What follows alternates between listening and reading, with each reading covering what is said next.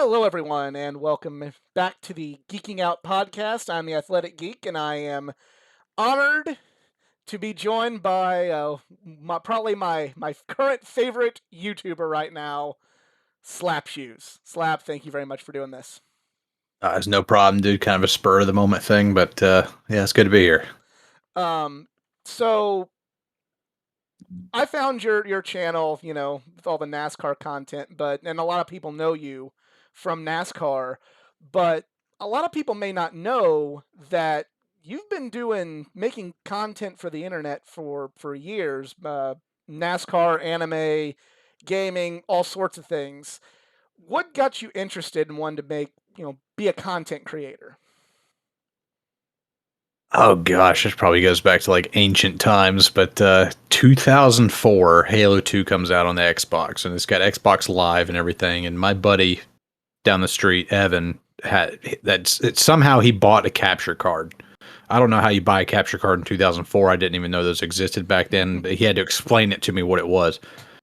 But we started doing like Machinima over Xbox Live using Halo 2, and we were obsessed with like Red versus Blue and stuff. And I don't know if you remember Red versus Blue, Oh, but yes. it was basically just a web series that they used Halo, the video game, to animate it. Yeah. And I was watching like season 2, the DVD, and listening to the director's commentary. And those guys were like, "Yeah, we made so much money off of this. We quit our jobs if we do this full time." And I was like, "You can do that. You can just make a funny series online and just make so much money selling like sponsorships and ad space and T-shirts and stuff to make a living." And it wasn't like it was like one guy that was doing it. It was like the whole crew down there was like 10 dudes, Right. and that was enough to give 10 people a living down in Austin, Texas. And I was just like blown away by that. And so we started doing Machinima, and it was, we're 14-year-old kids, so it was garbage. Um, but that kind of like got the spark out there. It got the ball rolling, and then YouTube comes around in 2005, 2006, and that was another whole game changer. There's anybody could upload a video. That was like a kind of a novel concept. There were other video sites, but you had to be like verified. They had to know who you were. There was all these rules and stuff, but YouTube, like literally anybody could just go in there and just start uploading content. The the interface was like super simple and everything, and that was really the game changer that got everybody and their grandmother trying to become internet famous. What were you using before YouTube really came along? What were you using to promote your content? And A website called Putfile, and Putfile. I mean, I remember the search system sucked. Like you could put in the exact title of a video and it wouldn't come up. Like I'd literally have to have somebody send me the URL to something just so I could see it. So the interface was like super clunky, even by the standards of the day. But the one good thing it did have is it had a download button, so you could like stream a video, watch it. And if you liked it, you could just download it. And then when YouTube came out, I remember having a conversation with my friends, like, yeah, YouTube's cool and all, but it sucks. You can't download videos. I don't know if it's going to last. I don't think we should put our videos on here because we were putting them on Putfile. That was the big thing at the time. And yeah, missed the boat on that one.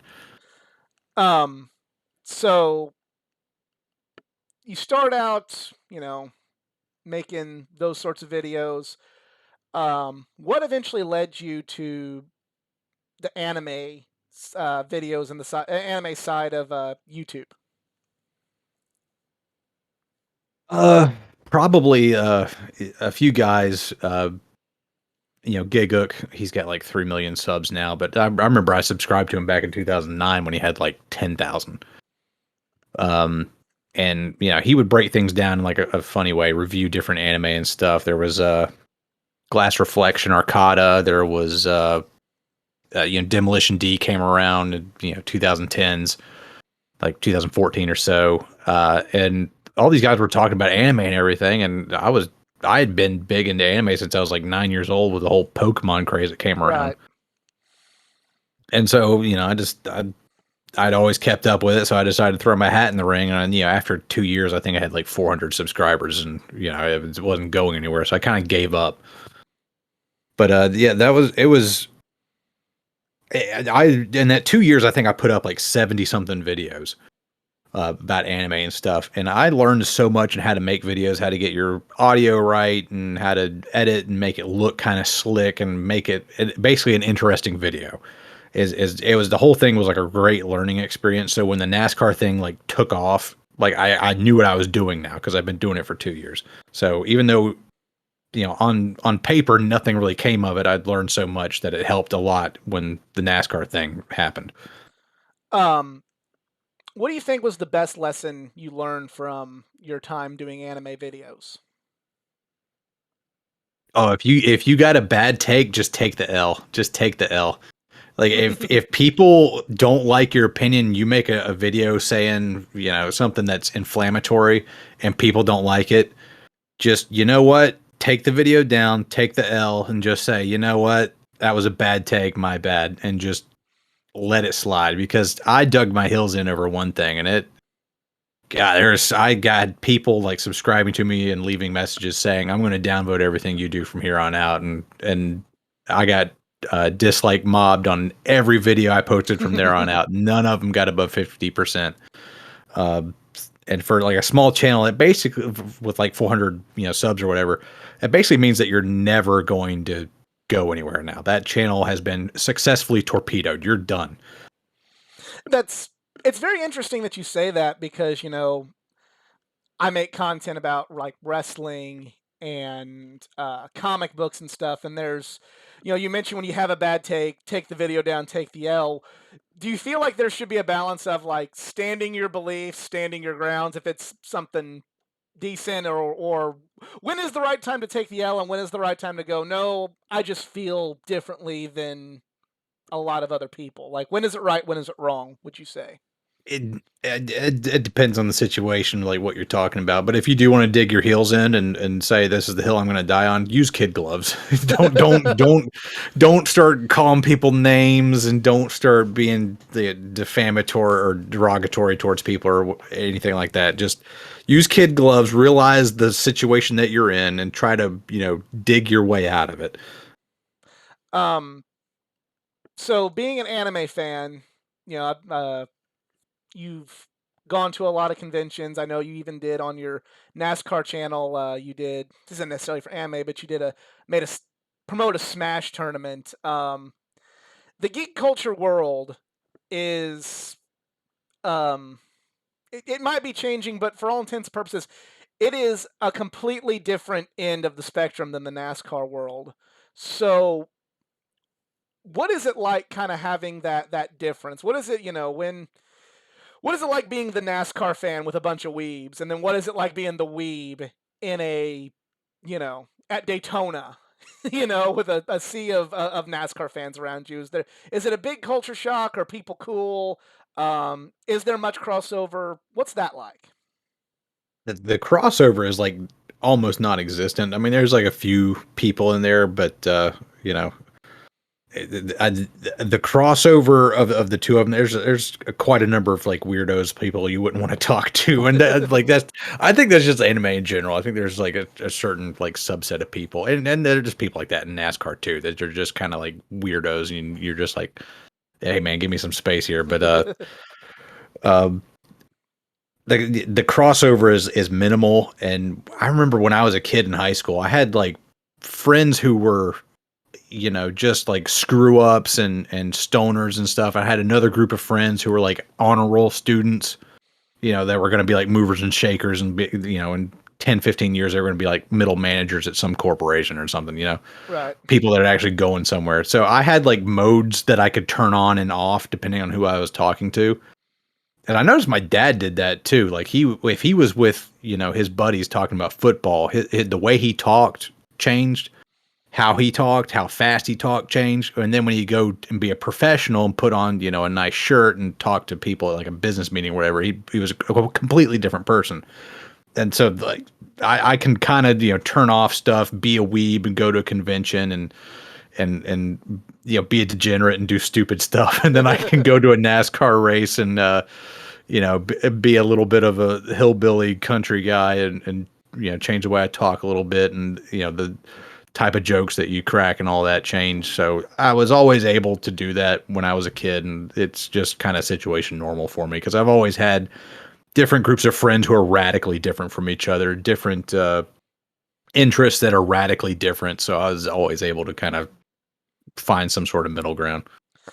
Have you ever been able to successfully get one of your weeb friends to, oh, not necessarily become a NASCAR fan, but check out NASCAR, and likewise, you know, were you ever able to get a NASCAR uh, fan friend of yours to go like, hey, you might enjoy this anime, check it out, or hey, this tabletop game is kind of fun, you might enjoy it, you want to play it sometime. Has there ever been a successful, journey to the other side for one of your friends? I tell you what, it's hard to get an anime fan into NASCAR, but I've had a few NASCAR guys get into uh, anime. I know uh, I got the Iceberg, like watching a couple different shows. I gave him like a few recommendations of Rusty Walrus over there in like the NASCAR Ignition, uh, doing all that stuff. I gave him like he went and saw Akira, the 1988 movie. It went into theaters where he was living, and he went and saw that on the big screen. And I was like, "Oh, dude, what do you think about that?" He was like, "Dude, that was the nuttiest stuff I've ever seen in my life. I'm hooked. Like, give me something else." I was like, "Dude, you gotta try out this show called Neon Genesis Evangelion. Check it out." And then Oh he like wow. comes back like a week later. He's like, "Dude, that was amazing." You're putting him into And the deep end with that stuff too. I mean, there's no like, hey, check, I know, but no he came Dragon out of Ball nowhere, Z and or he anything, yeah, he came out of nowhere. He's like, "Yeah, I watched this anime movie called Akira," and I was like, so you're already like waist deep in it." So I just went ahead and threw him the meat, if you will. I know just from a personal experience, my buddy Brandon, who do some streaming with, he whenever you did the Buick video and you used the Pokemon to represent like the Fords and the Chevys and the different Oh models, yeah, I use him and I'm like, hey, you'll appreciate this part of it. And he's like, yeah, that was actually kind of cool. That was very informative. And then I'm like, well, if you thought that was cool, he does a Dungeons and Dragons alignment chart for all the NASCAR drivers. And he's like, oh, really? And then he watched that and he's like, okay. And then, he's kind of like, oh, I remember Dale Earnhardt, like, oh, I feel bad for Mark Martin now. That's why Lawful Good goes nowhere. And I'm like, wouldn't say he's a NASCAR fan, but I can show him a slap shoes video and he's like, oh, that's cool. yeah. That's like what I always try to do is just be like a story time channel that just so happens to be about NASCAR. Um, And there's a lot of the best YouTubers out there are just story time channels that maybe they focus on sports or anime or whatever, but it's really about a narrative that kind of like everybody gets, and it's you don't have to be necessarily a fan of it to understand and appreciate the story and all that. um, What do you think, on any of your videos you've done? What do you think was like the story that you told that you were very proud that you got this story or got you know got something like that out there? What was the one video where you're like, I'm glad I did that, if there is one, just one. I think all of them really. I mean, I'm not gonna sit down and spend the 20 or 30 hours that it takes to make a video if it's not something that I think deserves to be made. I know there's, yeah, I'm not going to name names or anything, but there's a lot of people out there that'll put out content just to put out content. Right. So I'm just trying to put out a story that I would want to see already uh, out there. If somebody had already made it, I wouldn't be doing it. Right. But probably the one I like the most would be the 9 types of NASCAR winners. I thought that was like really fun. I've been kicking that idea around in my head for like 2 years before I finally actually did it. And then the greatest finish ever. Yes. That coincided with me being on the NASCAR Weekly podcast for the first time, and I was like hell bent, bound, and determined to get that video out before I went on that podcast. So I worked like overtime to get that thing out, and I'd been kicking that idea around in my head for a few months, and finally actually did it, and it turned out really well. And anytime like my dad tries to brag about me, and then people are like, "Oh, well, let's see one of the videos." That's the one I give them because And that, I think if you just see that and that's the first video of mine that you see, you're like, "All right, I'm hooked." and it's a to your credit, it's like it's a shorter video. As much as I love the 9 types of winners, that's a 30+ minute video Yeah, where my dad tried to show that to like one of his buddies when he was over at his house. I was at my dad's house, and his buddy had come over from out of town, and he was like, "Oh yeah, you need to check out this video." And I was like, "Dad, that's like 33 minutes long. Give him something shorter." that one's like it's long enough to tell a good story, but it's not like might want to crack open a cold one and get comfortable because it's a longer one. But Yeah, that's a long haul for sure. um, so eventually you make the switch with your YouTube content from anime and the weeb stuff to going straight into making videos about NASCAR. What was it? And we might touch on this a little bit. Like, what was it that finally said, you know what, NASCAR would be probably the better videos to make? What made you one want to make the switch into why NASCAR?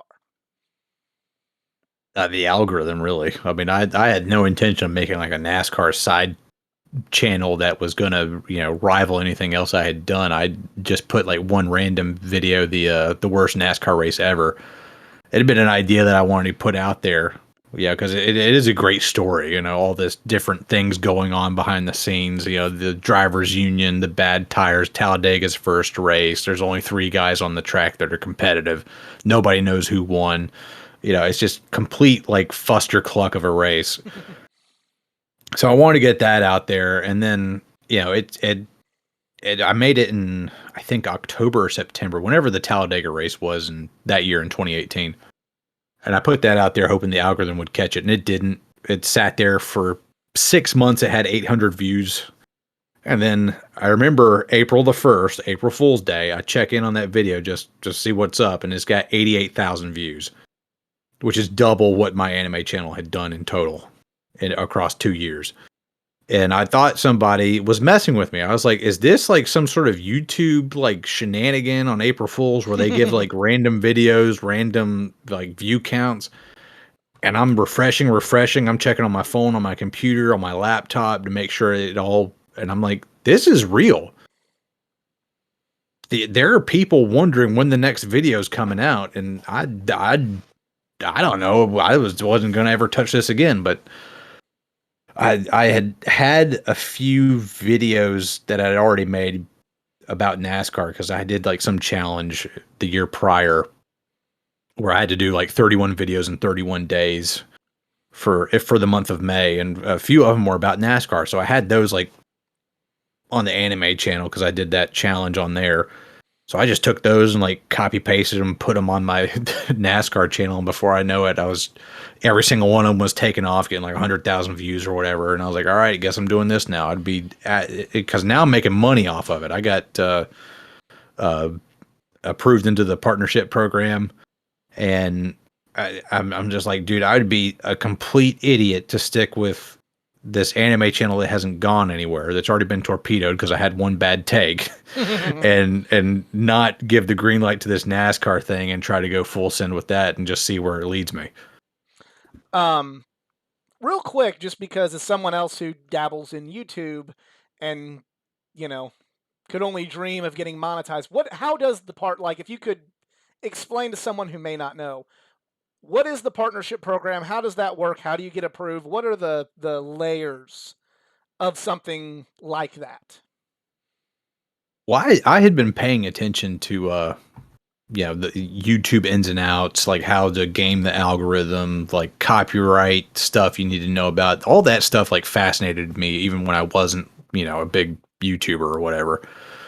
I had been paying attention to that since the early 2010s and everything. But as it stands, I think in 2014 they opened it up to everybody. I think because at the time it was like top 100 channels could be partnership, program and make money off of it, and then they expanded it to like 500 or whatever.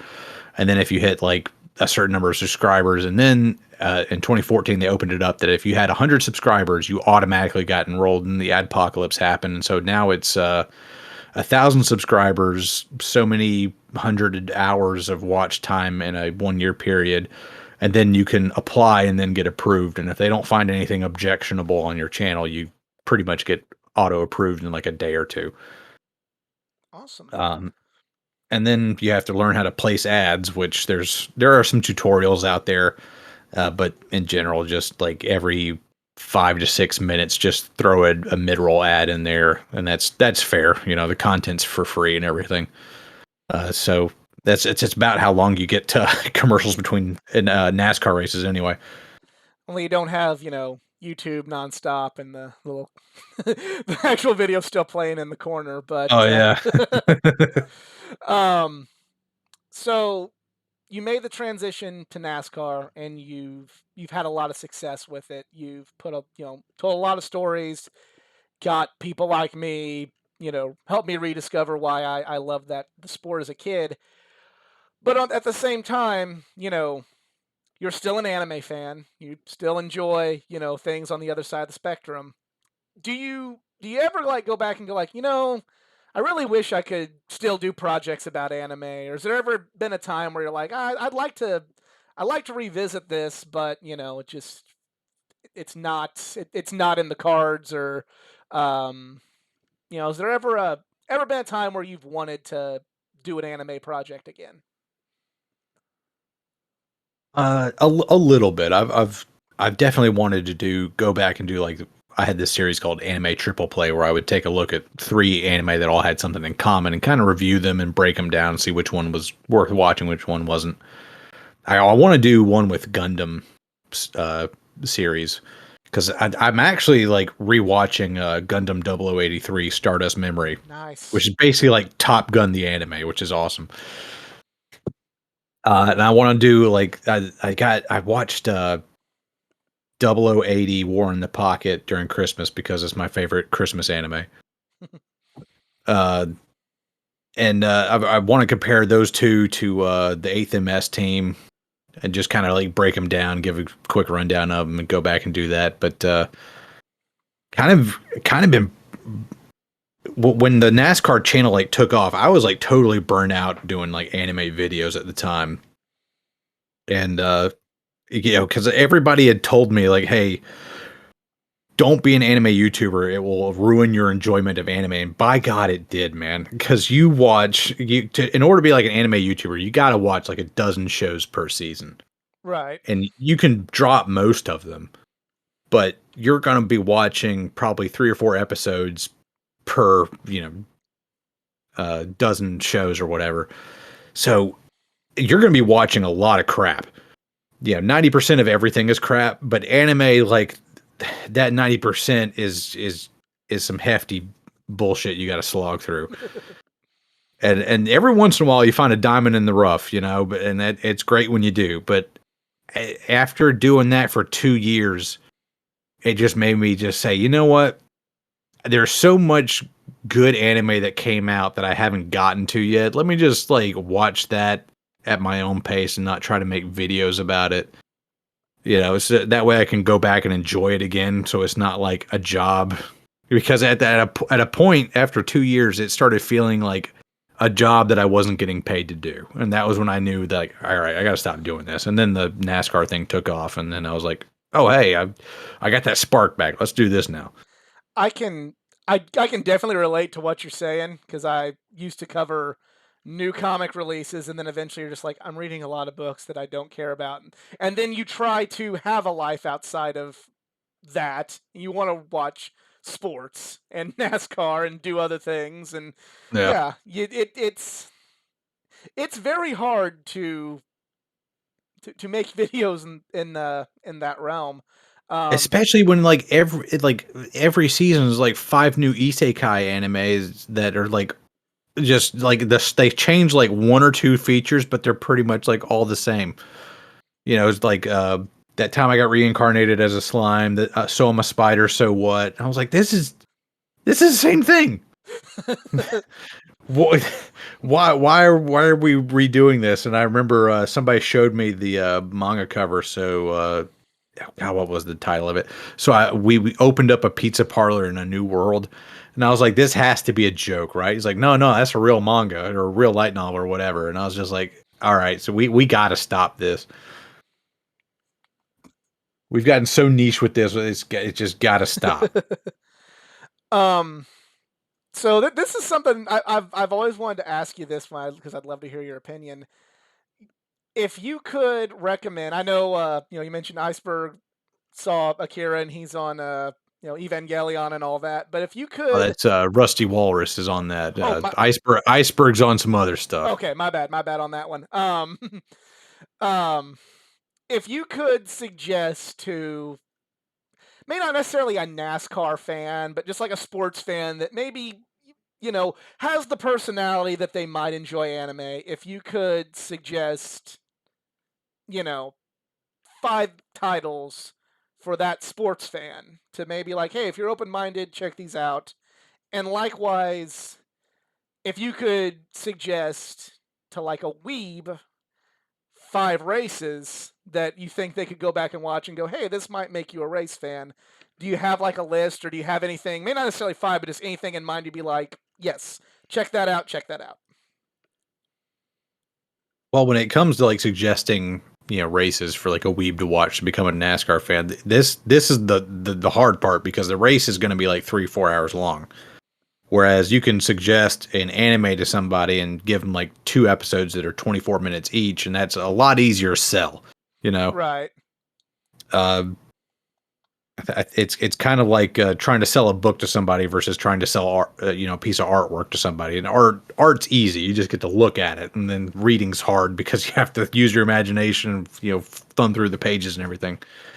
Um, but when it comes to trying to make a weeb a NASCAR fan, probably just give them something like the All Star Race, a good All Star Race. 2009 was a good one. I remember that. It ended up being a bit of a wreck fest, but I mean, that's the type of popcorn, casual viewer type of stuff that you know, newer people tend to like. Um, show them any sort of short form race like the 1983 Bud Shootout, or they call it the Bush Clash back then. Right. The 2004 Bud Shootout, 2003 Bud Shootout, just shorter stuff that'll keep their attention. Back when the packages were like really, really good and guys were coming and going and get these big surges and everything. Probably show them, a crazy Talladega race from the mid 2000s or something that'll keep their attention. But when it comes to trying to make a NASCAR fan, an anime fan, I always say the movie Red Line. Okay. Where the main character JP gets injured in a big race, and he's like laid up in the hospital, and the big event, the Red Line, is coming up, and he basically just like hobbles his way out of the hospital. Is like, I got to get a ride for this race. This is the biggest one all year, and I got to do it. And it ends up being like sort of speed racer, like over the top ridiculousness. But that's fun, But it kind of does speak to the mindset of a racer. Like nothing else matters. I don't care if I get hurt. I just got to race. I got to win. Um, you mentioned Speed Racer, and I just be remiss if I didn't ask. Do you remember growing up the Speed Racer advertisements on ESPN promoting NASCAR on ESPN?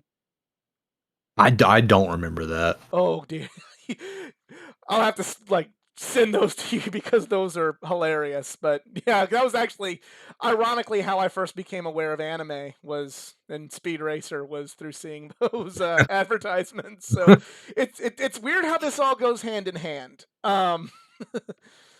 So you become a full time NASCAR YouTuber. You've told brought to light many stories, a lot of things that a lot of us didn't know about.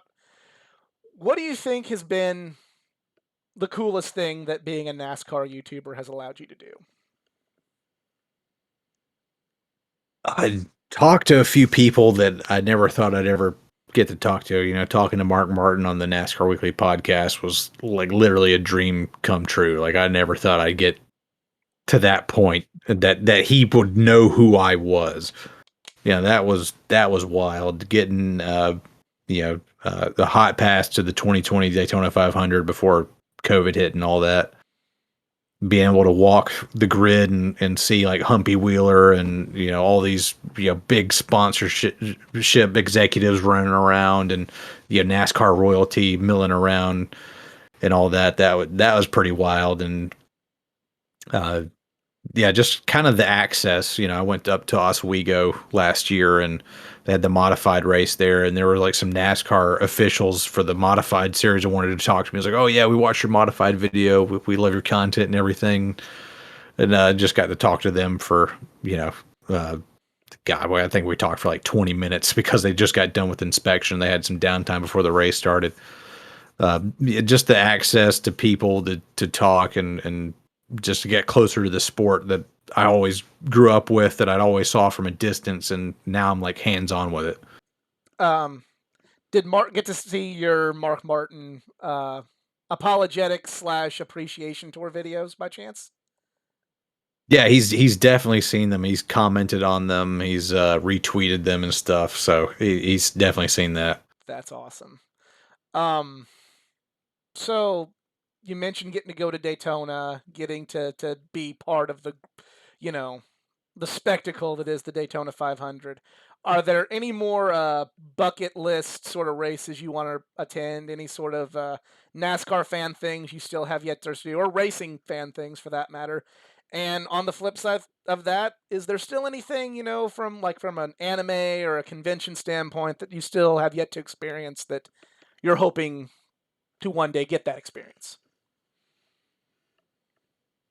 And I've pretty much been to like all the crown jewel events. I've been to the Coke 600, Southern 500, Daytona 500. I guess I got to go to the Brickyard 400. I think Roger Penske's trying to get it put back on the oval. With the new car, I think they might do it. It might be a pretty interesting race. I've been to the Indy 500. Been to the Winston, what used to be the Winston 500, the Fall Talladega race. Um, Went to Road America last year. I always wanted to go out there. As the schedule constantly evolves, there's probably going to be a multitude of new races that pop up that I'm going to have to try to go to at some point. But when it comes to like conventions and stuff and anime conventions, I've seen like some of the videos from Anime Expo in LA. That looks absolutely miserable. Just all these people, like lines everywhere. I went to Dragon Con in Atlanta a few times, and God, the lines are so long, it's impossible to get anywhere. There's like a gajillion people there. You're crawling all over each other. So Anime Weekend Atlanta over in God, is it Cumberland, I think, that area of Atlanta. That's a lot more low key. It's like, 28,000 people across 4 days on a weekend. That's more my speed. I like that. I like MomoCon down in Atlanta is a lot smaller. So I think I've been to all the conventions I want to go to, and those are my two go-tos down in Atlanta. I always do. When you go to conventions, are you a meet the voice actor and actress kind of person? Are you a shop for things kind of person? A panel? Like, what is your mode when you go to a convention? The first thing I do is go through registration on Thursday. They give you like that sheet that has all the stuff going on, and I take out a Sharpie. I start marking all the stuff I want to go see. And any downtime I have, I spend in the dealer's room just, buying stuff, way too much stuff I don't need. Uh, and then, going to different, if I like a voice actor or actress, I'll go see them in a panel. Um, there's some stuff that's like really interesting. Like there was one, like anime economics. I forget who did uh, that panel, but it's basically like a guy who explained like how anime gets made, how you have to like run it through investors and everything, how it gets distributed over here, how much money does Funimation take off the top of it. If you buy a DVD, does that actually help the studio? And it does a little bit, but buying merch, plushies and stuff. A lot more of that money, per capita goes back to Japan to the studio and all that. So all that was like super super interesting. I just learned something because here I was thinking like, don't pirate the DVDs, everybody, buy the DVDs, and then you just told me I need to probably be buying figures and Yeah, if you want T-shirts to and support a series, you go out and you buy figures. That's where the money is. Now, um. if now, some of the money from DVDs and Blu-rays and all that does go back to the studio, Crunchyroll sends a lot of money back to the studios and everything based on how many views they get. Uh, I, I crunched the numbers, and I think if for like a blue chip anime like Demon Slayer or something, I think that's on Netflix now, but the first season was on Crunchyroll. That got so many views that they could basically bankroll the entire series off of just Crunchyroll revenue, which I thought was really interesting.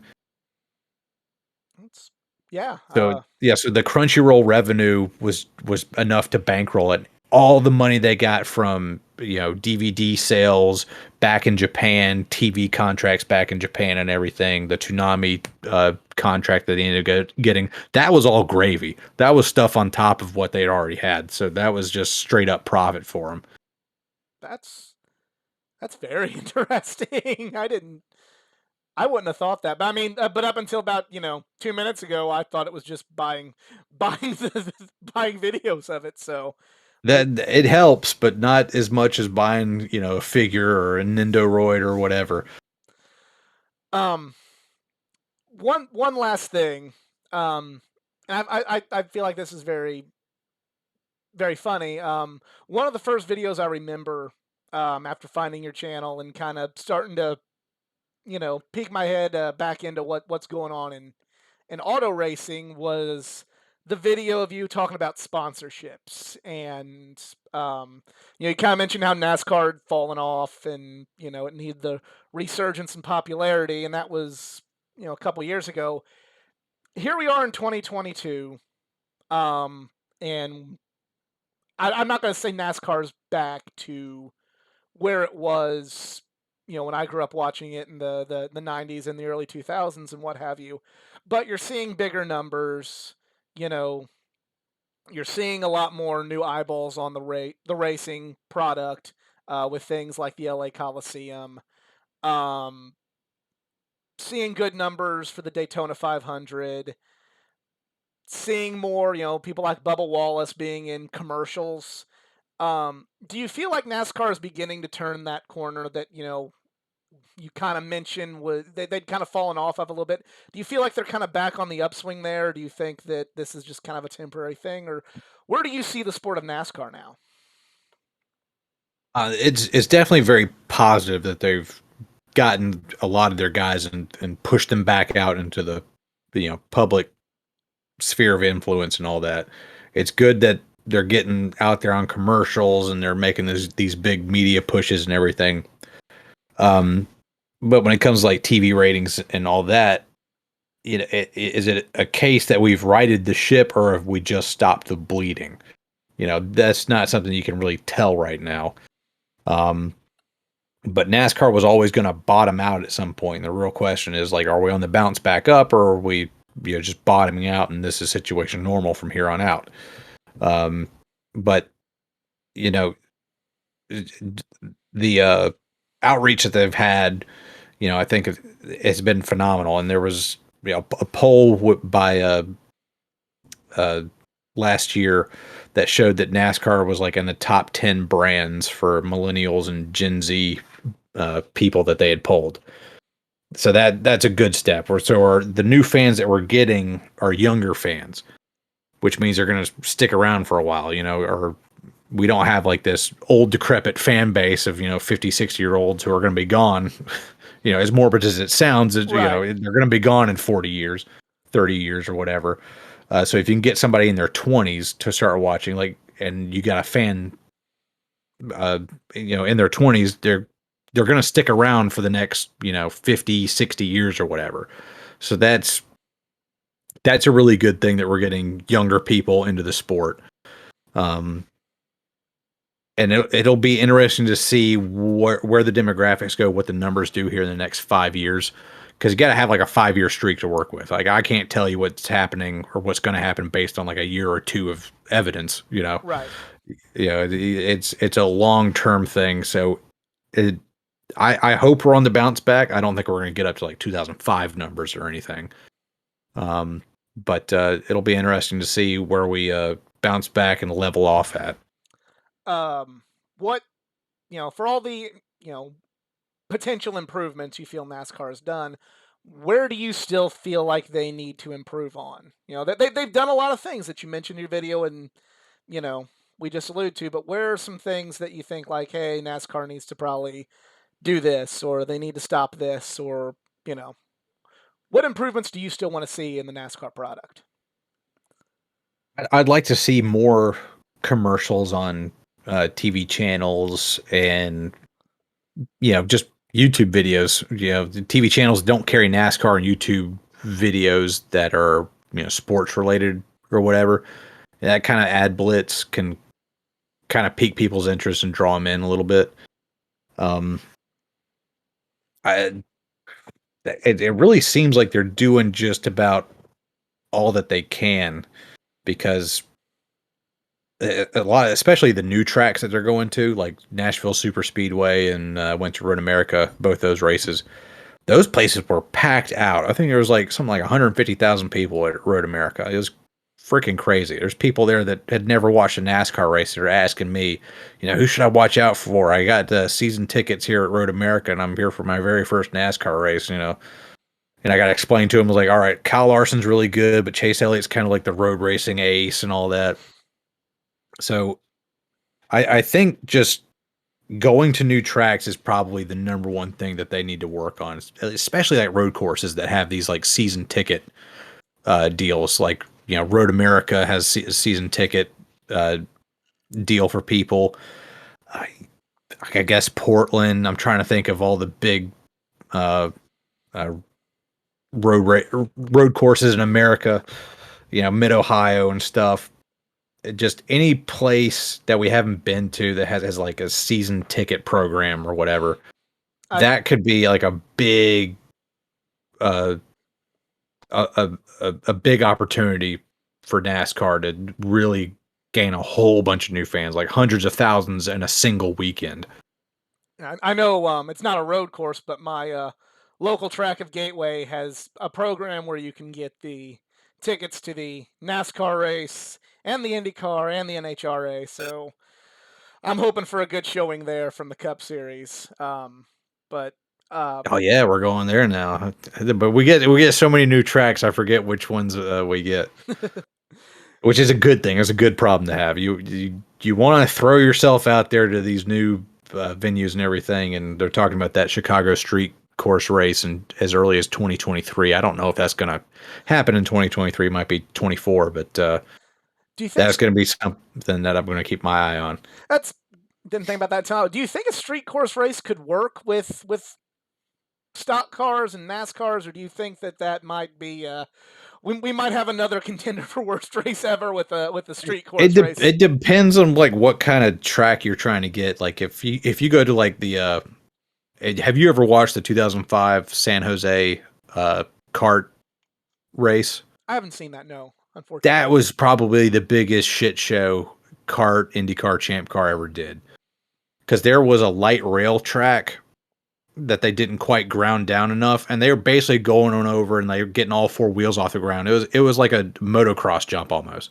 Oh wow. And these Indy cars are doing like 150 miles an hour over this thing, and there was like all these like tiny hairpin turns that are just like these Indy cars would do like 20 miles an hour through them. They had to go so slow through them. So NASCAR can't go to like those type of tracks that are like super tight.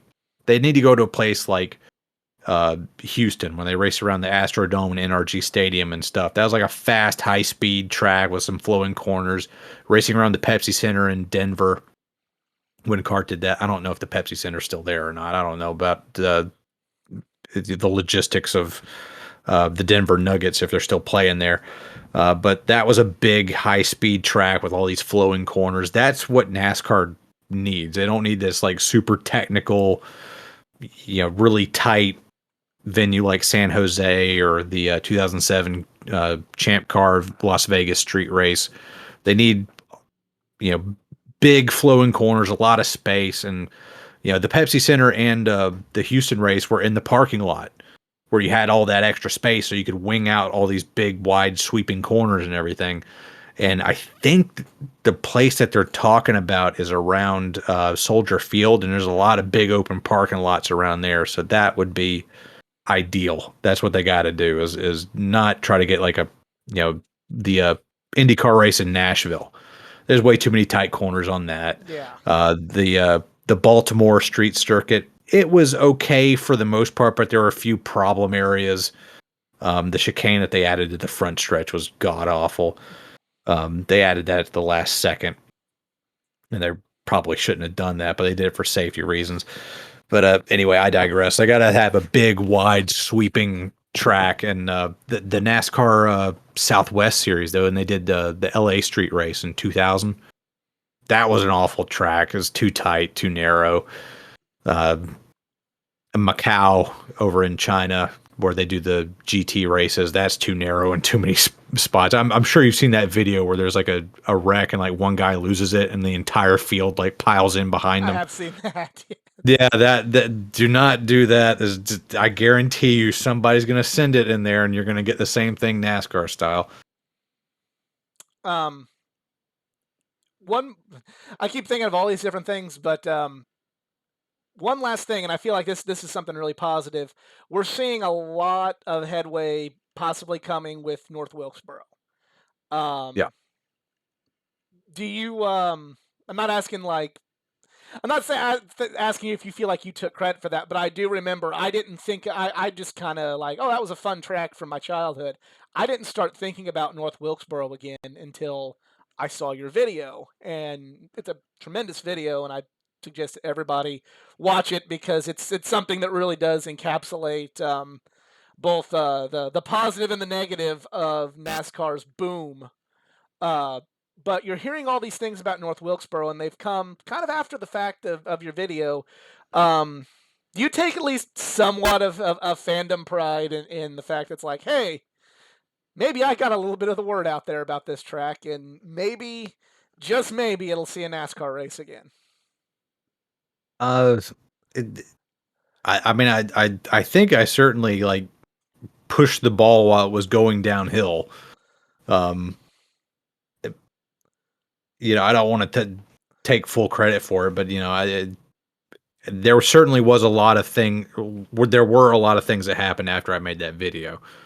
Um, you saw Marcus Lemonis from Camping World start to get interested in it, and all these other people started talking about it, and people just wouldn't shut up about it. They kept talking about it and kept.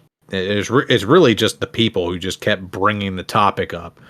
Maybe I sparked the flame and got the ball rolling on that front, but it is really cool to see something that I made a video about kind of like get traction in the real world. It was like when I did that 2021 uh, schedule realignment video. A lot of that stuff ended up happening in one way or another. We went back to dirt. We raced on the Daytona Road Course, and a lot of other things happened that I just were just crazy ideas I threw out there, but ended up coming to fruition. And I don't know if somebody at NASCAR is like watching my videos saying like write that down, but it certainly seemed like it in a few instances. Yeah, it's really it's something to behold, and I'm really, you know, really glad that they're making some headway on North Wilkesboro, and I'm hoping I'm hoping we get another race there because it seems like it'd be really helpful for not just the sport but for the area, and it'd be just a great thing for NASCAR. Um, Absolutely, and the Nashville Fairgrounds coming back. yes. There's balls rolling on a lot of different things, and it'll be interesting to see what ends up happening. But it's really exciting, that's for sure. Where do you think the balance is between you know hey, we gotta do things in LA at the at the Coliseum, and we gotta do these big sorts of events, but we also gotta throw a bone to our past, which is Wilkes County, Rockingham, Nashville Fairgrounds. Where do you think the best balance is for that? I really like the idea of racing in the LA Coliseum for the Busch Clash as like a way to kick off the season. Because the Truck Series used to do that down at Walt Disney World. They would race in January down there at the Walt Disney World Speedway in Orlando, and that really got the a lot of interest hyped up through January and February when the Daytona 500 would roll around, and I think that's probably the best path going forward is kind of use these events like the All-Star race and the Clash that aren't points paying races. Use those to like really gain interest and throw them out in like crazy markets and stuff. And a points paying race in the streets of Chicago and a points paying race out in Portland International Raceway. One or two new tracks outside of NASCAR country, and then bringing taking a date away from Atlanta or Chicago or Kentucky and bringing NASCAR back to Nashville or North Wilkesboro is a good compromise. Some Well, I really appreciate you taking the time to do this. I just threw it out there. I'd love to have you on, and I'm glad I got to talk to you. And I want to thank you, for doing this, and thank you for helping me love NASCAR again. I really appreciate you know all the work you do for your videos. I enjoy them, and I'm as big a NASCAR fan as I was at when I was 4 years old again, and I credit quite a bit of that to your videos. So thank you for doing that, and I appreciate it, man. I wish you nothing but the best in the future. Um, Well, thanks a lot, man. I got another video I'm working on. I actually got the script done last night. This is March 4th. We're talking right now. So hopefully not this weekend, but the next weekend, hopefully the yeah, video will be done. probably by the time this goes up, the video will be up. So uh, I know. I know who you are, but if some of my other listeners who maybe aren't in the NASCAR sphere of YouTube would want to check you out, where can they find you? You can find me on Instagram, Twitter, YouTube. That's where hang out at. You can find me at S1apSh0es. I know it's leet speak. I was 14 when I created this username.